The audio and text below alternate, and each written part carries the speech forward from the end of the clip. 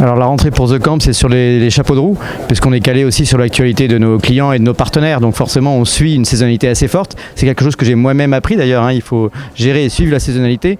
Comme on reçoit beaucoup de groupes en formation ou en projet, au moment de leur rentrée scolaire en quelque sorte, c'est aussi le moment où ils relancent les séminaires, les formations, etc.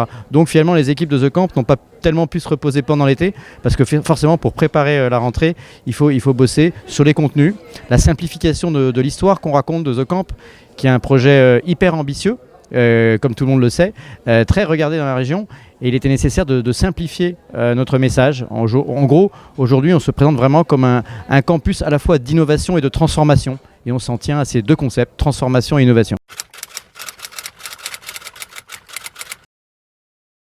Alors nous, on a quelques grands sujets parce qu'il faut faire des choix. Après, c'est pas, je dirais, arrêter définitivement à très long terme, mais on a un sujet qui est le Future of Mobility. On travaille beaucoup sur la mobilité. Vous savez, ça vient de cette notion de Smart City, qui est un grand enjeu aussi pour la métropole et la région ici, mais finalement partout en France et dans le monde. Donc on a beaucoup de projets autour de ces questions de mobilité.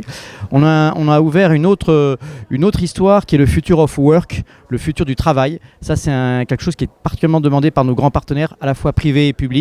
C'est quelles vont être les nouvelles formes d'organisation, les nouvelles formes de gouvernance, les nouvelles formes également de dialogue social au sein de l'entreprise. On voit bien que le monde est bousculé. La crise des Gilets jaunes nous l'a illustré cette année assez violemment. Et on voit que dans l'actualité, en permanence, on a besoin de repenser le dialogue social, le monde du travail. Et donc là, on va lancer des expérimentations concrètes. Et on a également un troisième sujet qui est le Future of Food, le futur de l'alimentaire, qui est évidemment un enjeu qui est associé à la fois à l'environnement et à la santé. On travaille là-dessus, notamment avec la Sodexo et avec certains de nos partenaires, puisqu'il y a des enjeux aussi bien dans ce qu'on mange dans les cantines scolaires, de quel est le parcours, l'économie circulaire, comment est-ce qu'on fait pour manger local.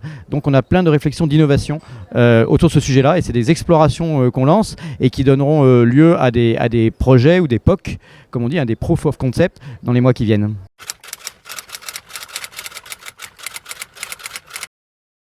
The Camp, c'est un projet qui est hyper ambitieux. Parfois, on me demande est-ce que c'est pas trop ambitieux ?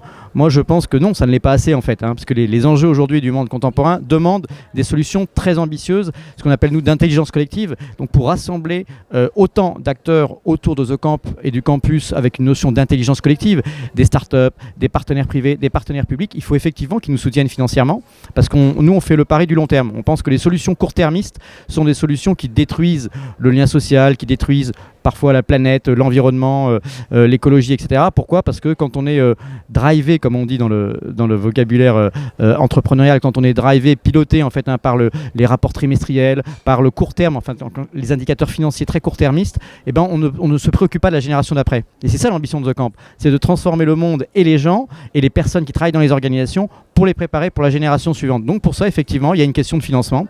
Et heureusement, on a des actionnaires qui nous font confiance, qui nous soutiennent, mais aussi des partenaires qui s'engagent pour des contrats de 5 ans. Donc on n'est pas forcément sur des contrats très court-termistes one-shot. On a aussi une partie de notre clientèle, et plus de 50% du chiffre d'affaires qui sont sur des groupes qui viennent à The Camp faire des découvertes en immersion sur quelques jours. Mais on a un certain nombre de nos clients et de nos partenaires financiers qui sont engagés à très long terme.